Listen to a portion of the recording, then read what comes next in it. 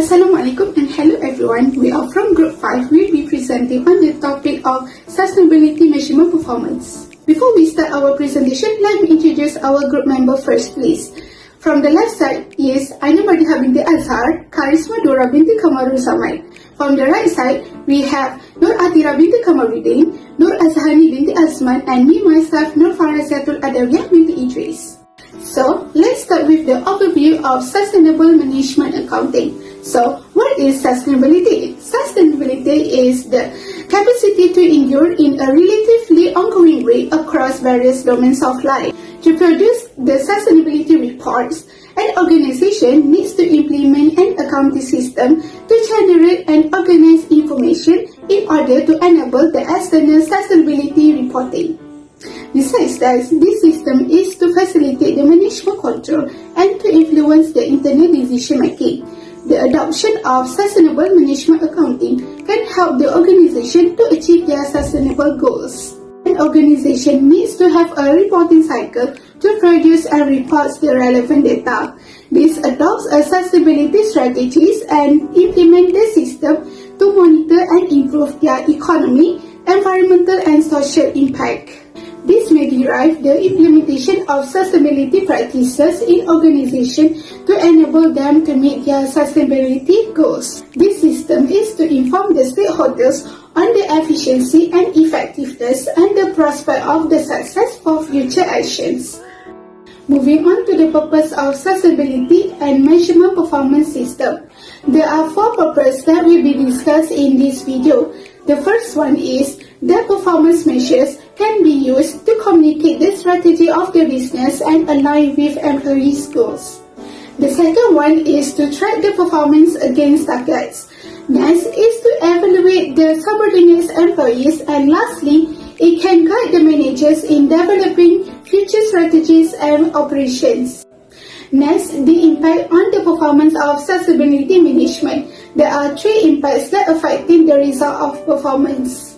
The first one is environmental impact. This impact will affect an organization activities on environment such as land, air and water, people and living organisms. The second impact is regarding the social impact. This impact gives a direct effect on the organization activities on the societies, including the community, employees, customers and suppliers. Lastly is the impact of economic. This will impact the organization's activities on the financial measure and the broader measure of the economy's impact. That's all from my part. I will pass to the Karisma Dura to continue the presentation. Thank you, Farah, and greetings everyone. My name is Karisma and I will continue our seminar with non-financial performance measures. So non-financial measures are qualitative measures that cannot be expressed in monetary units. So in other words, it will be expressed in units other than money. So generally, examples of non-financial performance measures are customer satisfaction, brand and company reputation, and also product and service quality. So the benefits of using these measures is it indicates the deficiencies in the areas of business that can affect the long-term strategic success in an organization. For here, we can see that it improves the manager's performance by providing more precise evaluation. And not only that, it also helps to lower the risk when determining the pay from the managers. And most importantly, it helps to see the future financial performance by an organization. However, surely it may arise a few problems. For instance, it will increase the time and money spent. Accordingly, it will also increase the workload because these measures need time to implement and to stabilize the measures. And accordingly, it also lack of statistical reliability because there is no common denominator and there is no constant link. For example, how would you determine a success by just a complaint and also all different complaint? One say A, another one says B. How would you say that it is the same thing, that it indicates a good or a bad performance? Without further ado, let us see on the first non-financial performance measures, which is benchmarking. So benchmarking is a process where we measure our company's success by comparing with another company in a similar or in the same industry. But before I tell you what are the forms of the benchmarking, let me start on the steps in the benchmarking. First is to set goals. What does your company aim for? What does your benchmark data want to answer your questions? Second, identify the metrics. Which metrics that you wanted to use? Which metrics is the most relevant and to make the comparison between your company and another one is to collect the data. You shall collect the most of the information to create an informed analysis. And in the analysis of data, you shall see how your strategy will work in the market. And the fifth one, or the last step, is to evaluate. You shall evaluate to make decisions about the processes and the efficiencies.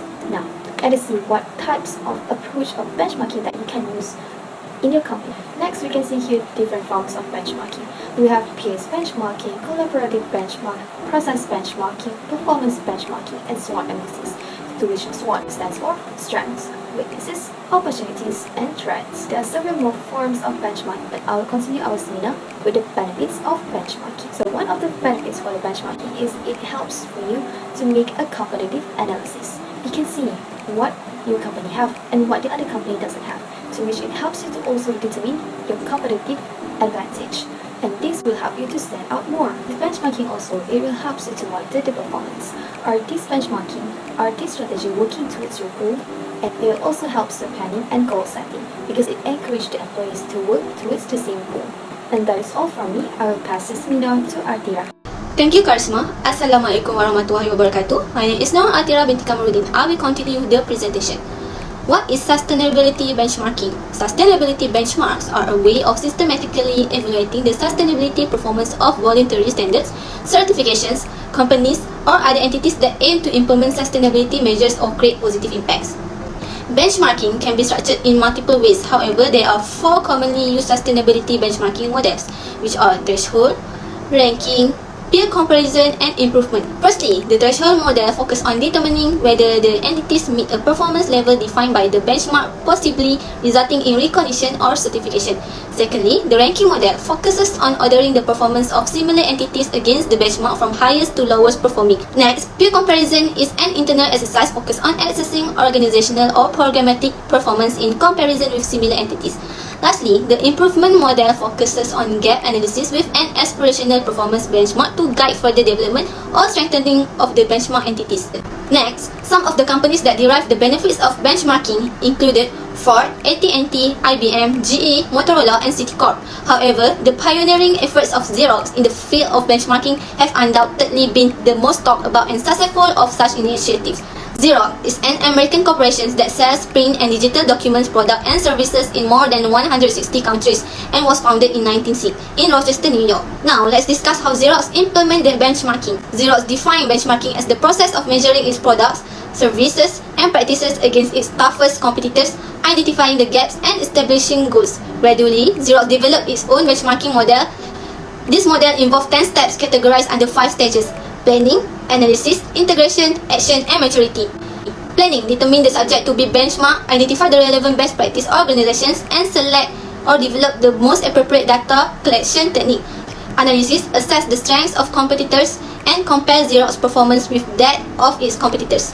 Integration: establish necessary goals on the basis of the data collected to attain best performance. Integrate these goals into the company's formal planning processes. Action: implement action plans, establish and assess them periodically to determine whether the company is achieving its objective. Maturity: determine whether the company has attained a superior performance level. Having worked out the model it wanted to use, Xerox began by implementing competitive benchmarking. However, the company found this type of benchmarking to be inadequate as the very best practices in some processes or operations were not being practiced by peer companies. The company then adopted functional benchmarking, which involved a study of the best practices followed by a variety of companies regardless of the industry they belong to. Similarly, Xerox zeroed in on various other best practice companies to benchmark its other processes. This included Cummins Engines and Ford for factory floor layout, Florida Power and Lights for quality improvement, Honda for supplier development, Toyota for quality management, and Fuji Xerox for manufacturing operations. Some of the payoff of Xerox focus on benchmarking were the increase in customer satisfaction, which rated at more than 90%.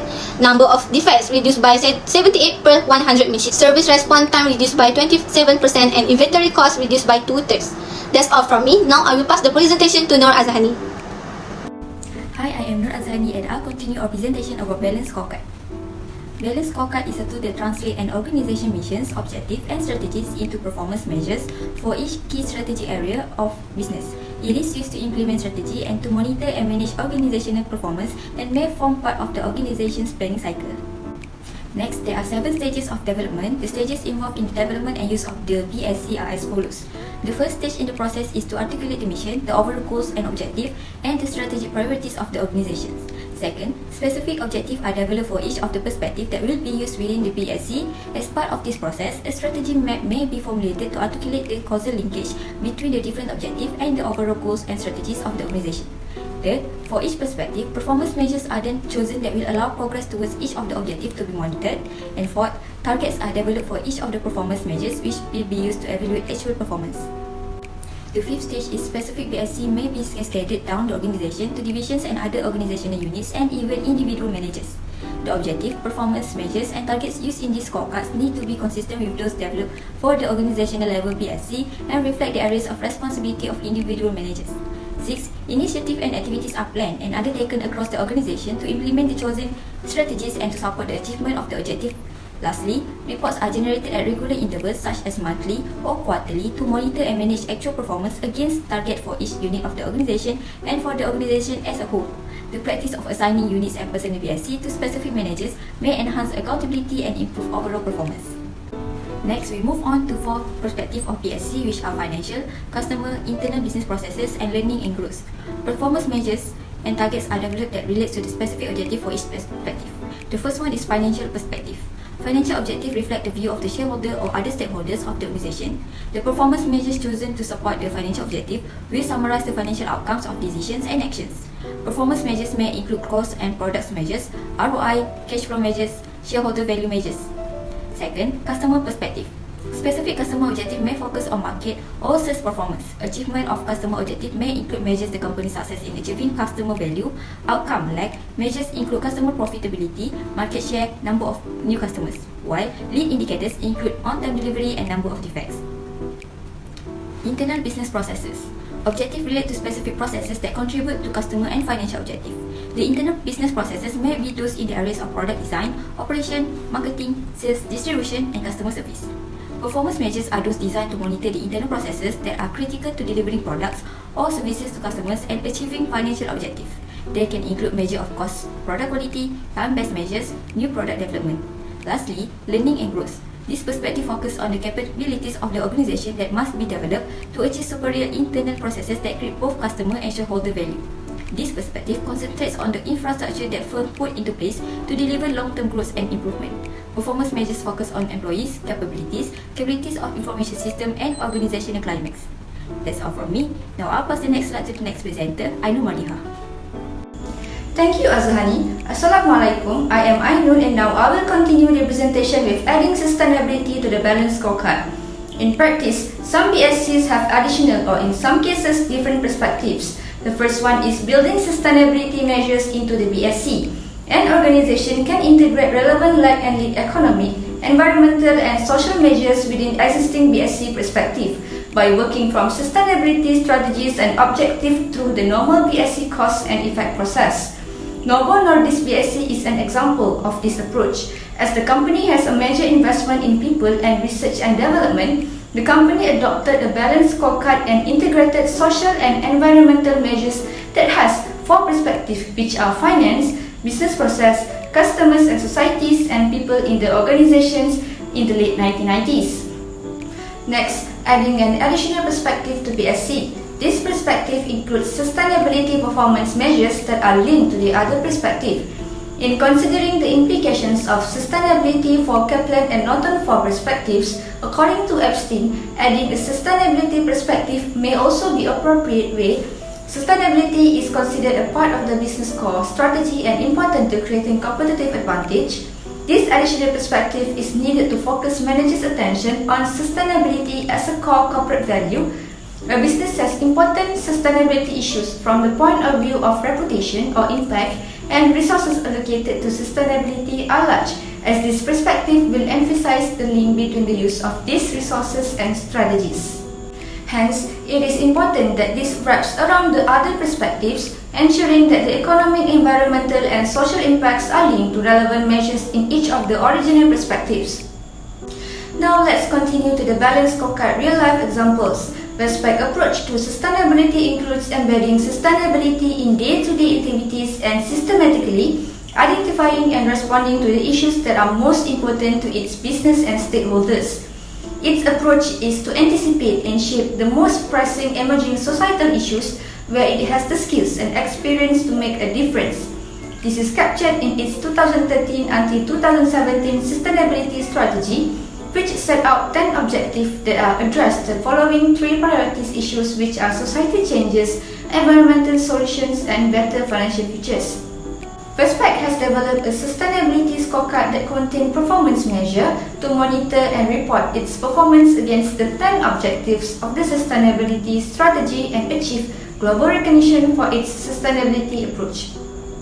What can be summarized from the measuring sustainability performance is the benchmarking provides an external perspective to allow the identification of areas for improvement. Balanced scorecard can be adapted to include sustainability by including specific sustainability indicators.